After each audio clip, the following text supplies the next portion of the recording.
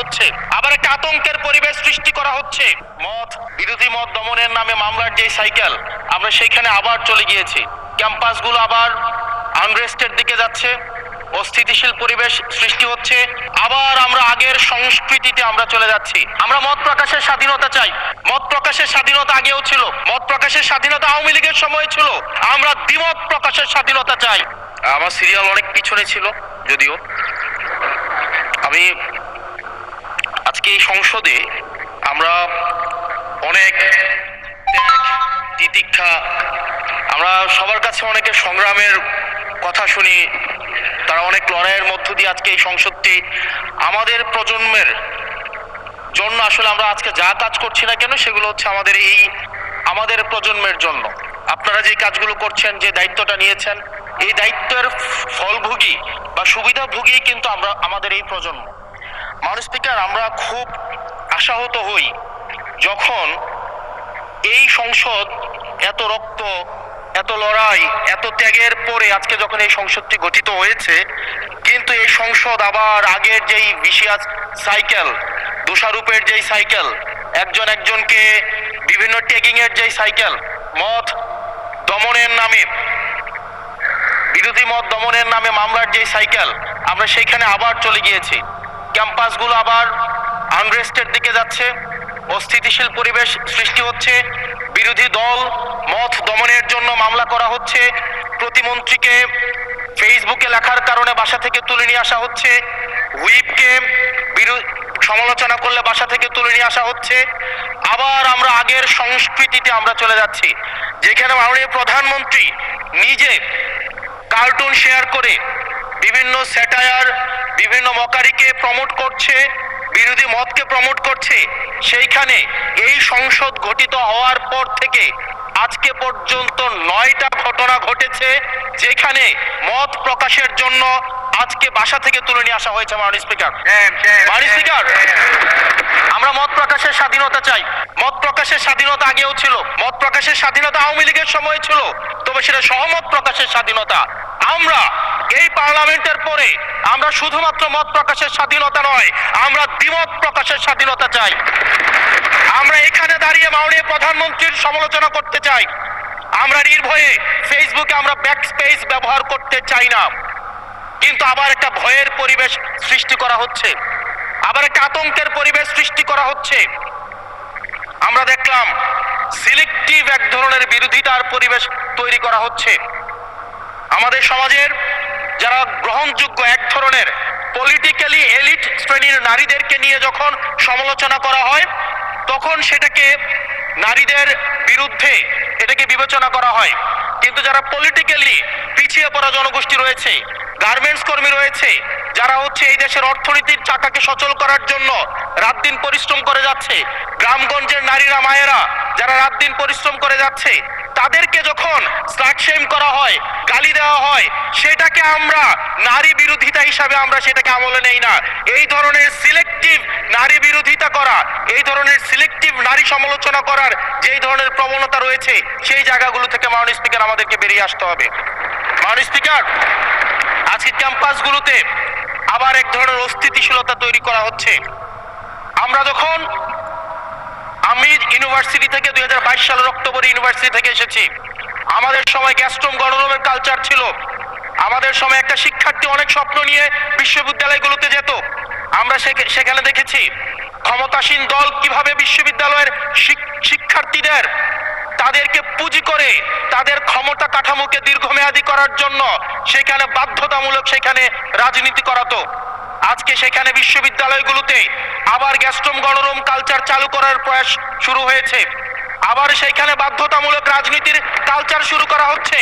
আমরা দেখেছি ক্ষমতাসীন যারা রয়েছে তারা তাদের সন্তানদেরকে বিদেশে রেখে নিরাপদ ভবিষ্যৎ নিশ্চিত করে, আর মধ্যবিত্ত সন্তানরা যাদের বাবা মায়েরা কলকারখানায় কাজ করে, যাদের বাবারা রেমিটেন্স যোদ্ধা, যাদের বাবারা কষ্ট করে তাদের সন্তানদেরকে বিশ্ববিদ্যালয়ে পাঠায়, তাদের সন্তানদেরকে ক্ষমতালোভী রাজনীতিবিদরা তাদের সন্তানদেরকে ব্যবহার করে তাদের ক্যারিয়ারে ঝুঁকিতে ফেলে তাদের গদি বা পাটাতন শক্ত করার জন্য নিজের সন্তানের ভবিষ্যৎকে বিদেশে রেখে নিরাপদে রাখে, আর পরের সন্তানের ভবিষ্যৎকে নিয়ে ছিনিমিনি খেলে। মাননীয় স্পিকার, আমরা এই সংস্কৃতির পরিবর্তন চাই। আমরা চাই বিশ্ববিদ্যালয়গুলো শুধুমাত্র নেতা তৈরির হাতিয়ার হবে না।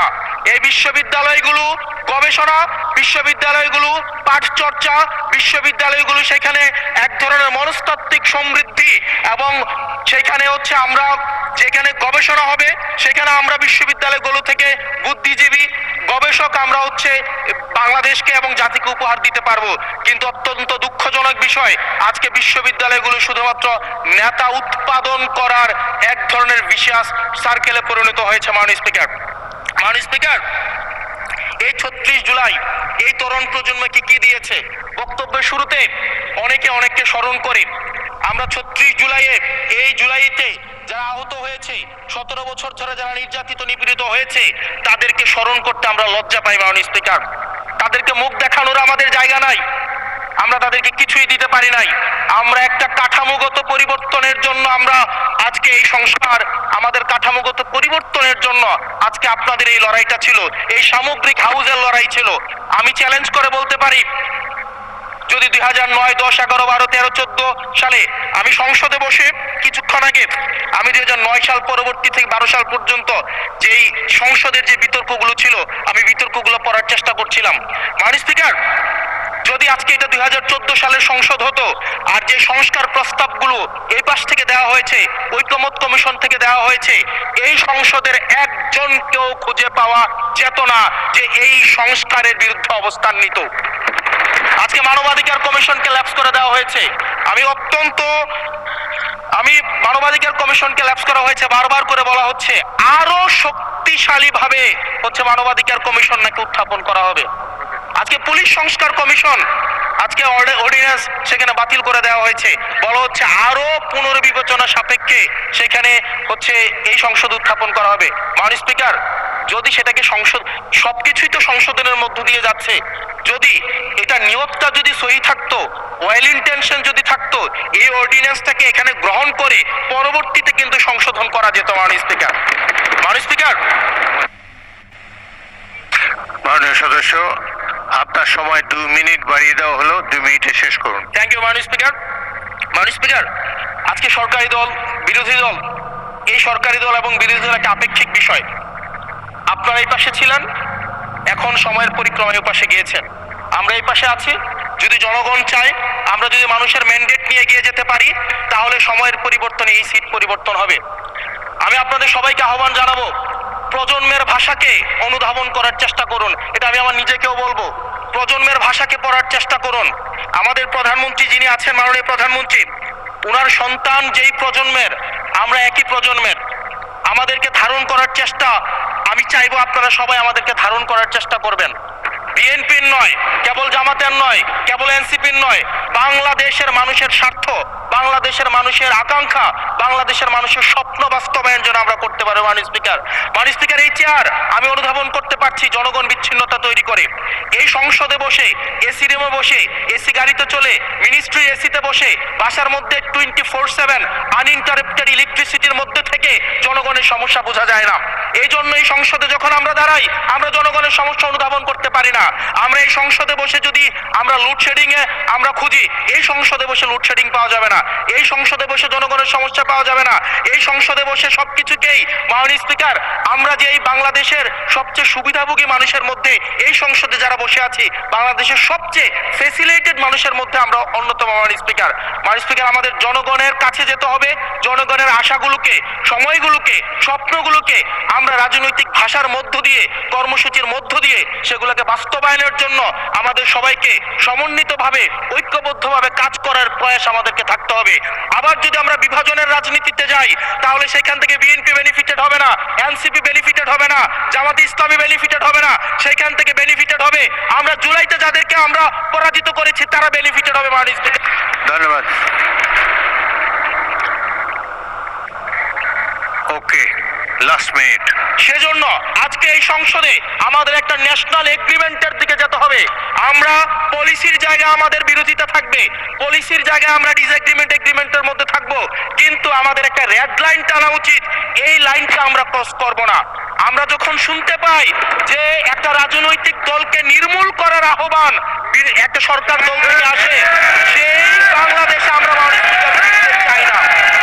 মাননীয় স্পিকার, আমরা এখানে আমরা কনস্ট্রাকটিভ ভাবে পলিসির জায়গা থেকে আমরা আর্গিউ করব, আমরা এগ্রি করব, আমরা ডিসএগ্রি করব, কিন্তু মাননীয় স্পিকার নির্মূলের রাজনীতি, বিনাশের রাজনীতি, দমনের রাজনীতি, পীড়নের রাজনীতি যদি আমরা বাংলাদেশে আবার পরিচয় করাই, ইন্ট্রোডিউস করাই, সেইখান থেকে এই সংসদের কেউ বেনিফিটেড হবে না। বেনিফিটেড হবে আমাদের সবচেয়ে বেশি যারা আমাদের এই বাংলাদেশটাকে ঝুঁকির দিকে ঠেলে দিয়েছে, সেই অপশক্তি হচ্ছে মাননীয় স্পিকার বেনিফিটেড হবে। সেজন্য